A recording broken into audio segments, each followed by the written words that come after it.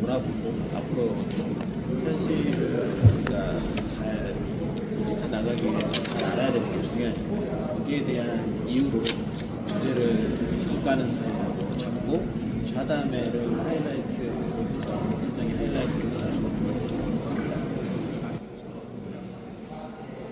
약간 여담이지만은 또 이 주제가 재밌다 보니까 그러다 보니까 그냥 진짜 와서 들을 수 있냐고 문의를 주신 분들이 많으셨어요.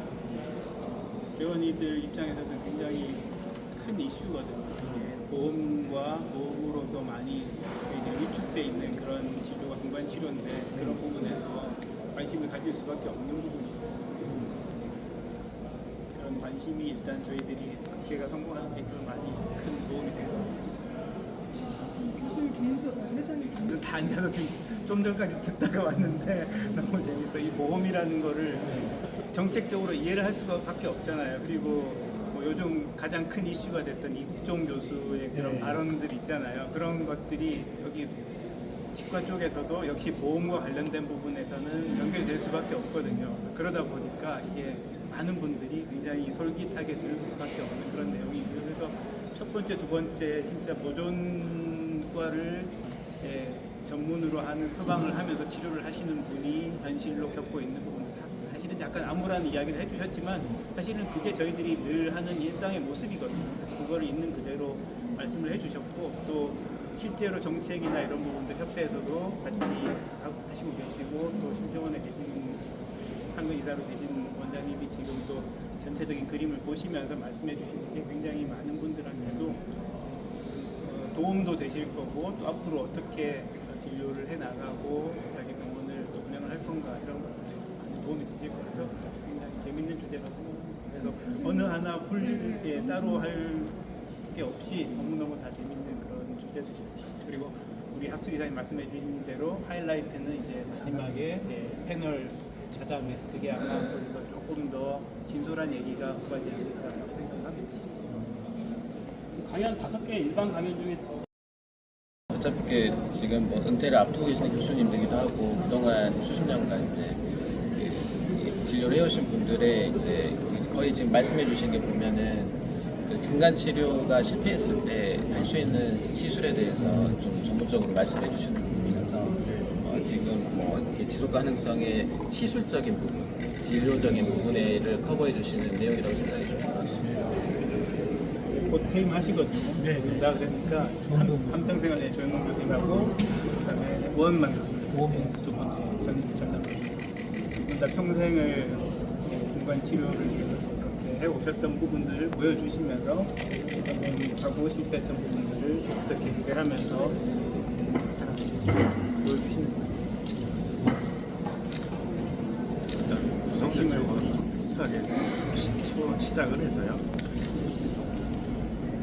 큰 단계 아니고 깔끔하게 빨리 정리하고 오히려 이제 강의하시는 거에 저희가 좀 지혜를 좀 많이 드리고 여유를 좀 많이 드릴 수 있고요. 저희 뭐 닥달하거나 이런 게 없어서 연자들의 입장이 좀 편하게 선택을 많이 하실 수 있는 기회가 되지 않을까 싶습니다.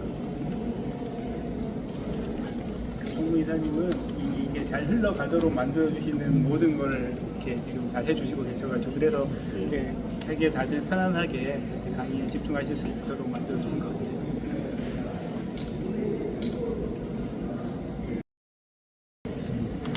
다른 이유는 아닌 것 같습니다.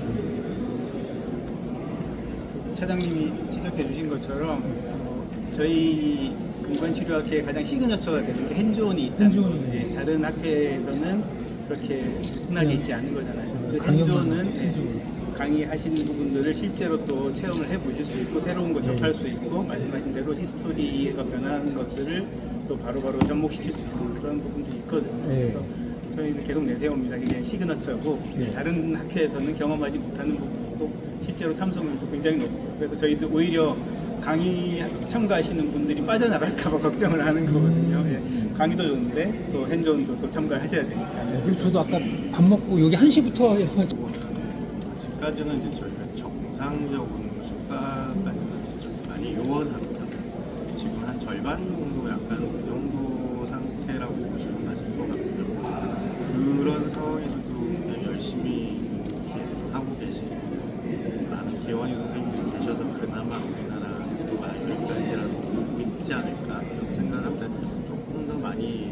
개선이 돼야 되는 거고요.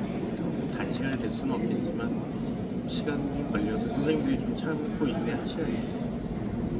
근데 그런 부분은 이제 국민들분들도 좀 이해해 주시는 부분이 좀 필요할 것 같아요. 아직은 조금 멀었습니다.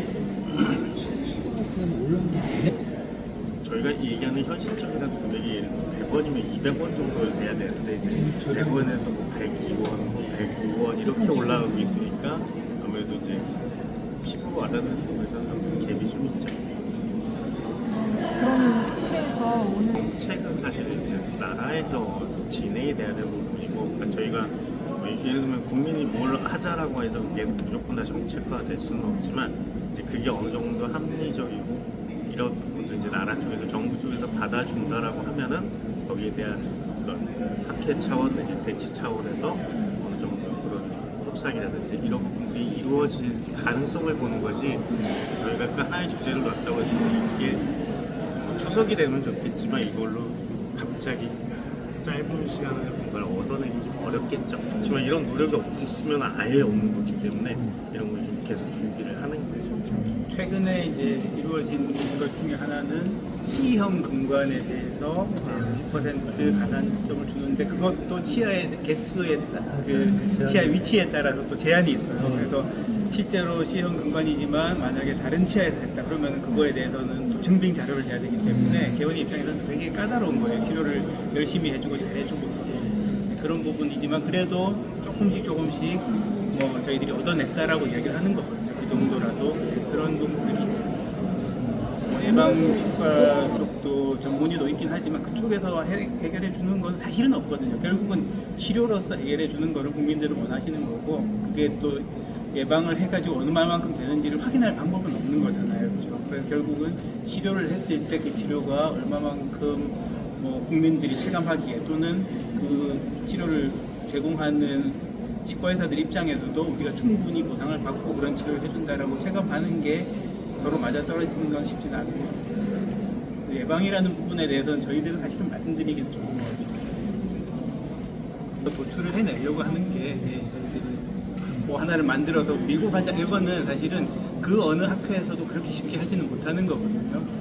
하고 있는 치료가 괜찮게 되고 있느냐 이런 것들이 이제 스테이트먼트를 통해서 그런 걸 통해서 이렇게 제시를 하기는 해요. 그렇지만 그건 학회 정도에서 머무는 거고요.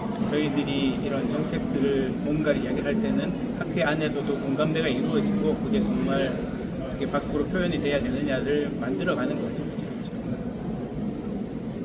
자담회로 끝나는 건 아니고요. 자담회도 이제 저희가 이걸 기록으로 남겨서 다음 학회지에 이렇게 정리하는 식으로 해서 남길 예정이고 그게 이제 또 누군가는 또 뒤에 이어서 그걸 보면서 또 다음 과정을 준비를 하리라고 봐요. 그러니까 우리가 뭔가를 지금 했다고 해서 방금 회장님 말씀하셨듯이 그런 게 뭐 일어나는 것들은 아닐 수도 있어도 이게 꾸준히 일어나는 과정 중에 하나라고 봐주시면 좋을 것 같습니다.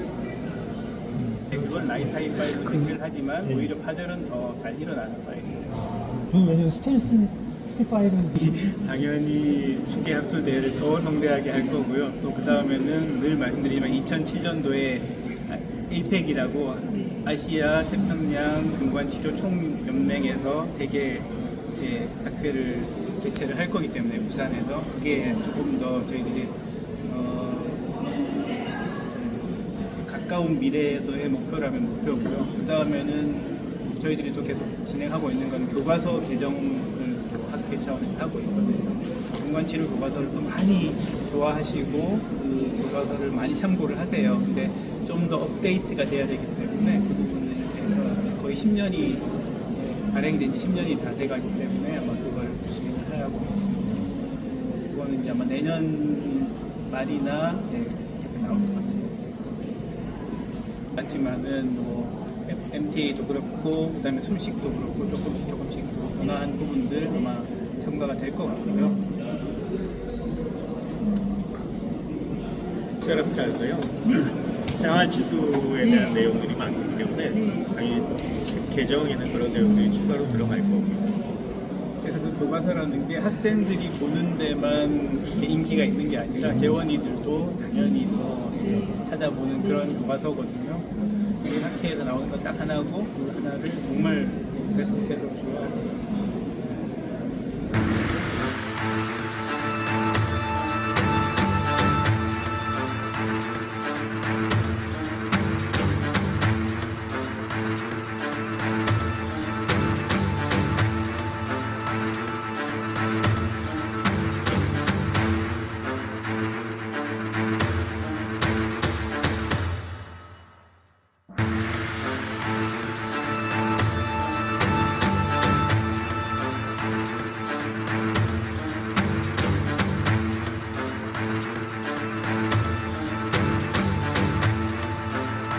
없는. 근데 그럼에도 제가 임플란트 수술을 한 비용보다 GI 6개, 치경부 GI 6개, 일면한 게 제가 보기에는 훨씬 더 수가가 괜찮거든요. 그러니까 가산도 절대 무시할 게 아닌 거죠. 이건 그 보호단체에서는 다른 환자분 거를 제가 한번 캡처를 해봤는데요. 이제 아무래도 시각장애도 있고 하셔서 여러 명이 한꺼번에 갇혀서 웬만하면 당일 발수 근충을 해요. 여기 장애인분들은. 그들에서 한번 수가를 봤더니 예전에 인상되기 전에는 그래도 할만하고 앞으로 지속 가능하지 않을까요?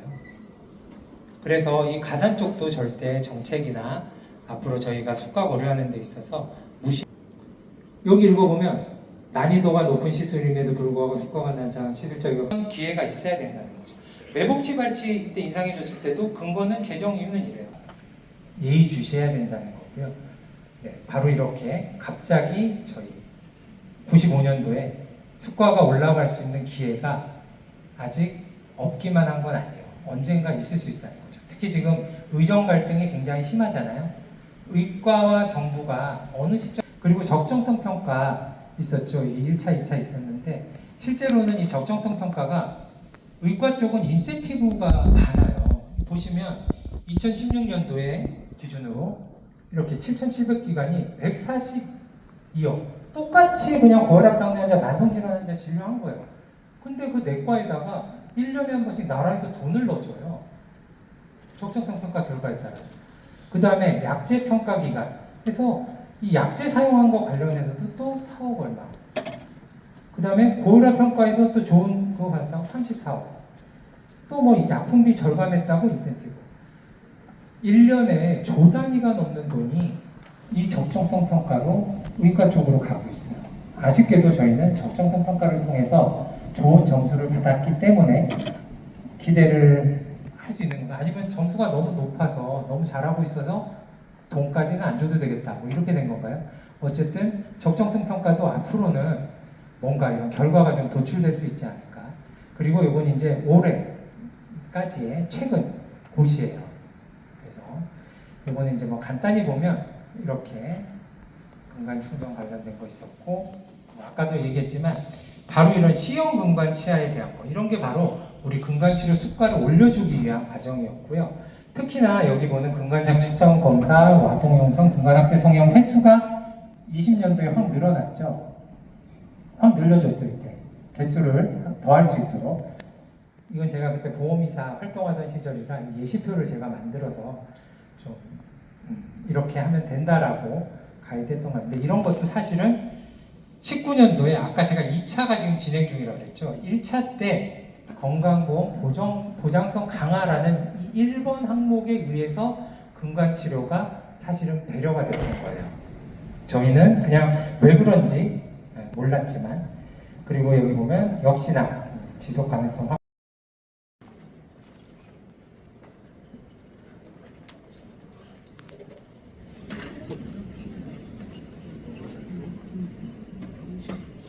전문대학 보존학교실의 오원만 교수입니다.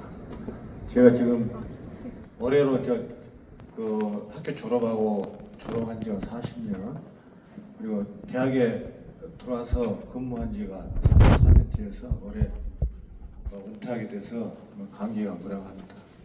아무튼 자고 일어났더니 벌써 이렇게 이제 은퇴할 때가 돼가지고 여러 우리 교수님들 보니까 곧 저를 따라오지 않겠느냐 그런 생각이 들고요. 우리 은퇴하신 홍찬희 교수님, 그다음에 우리 오태석 교수 오늘 강의를 하게 돼서 되게 영광으로 생각합니다.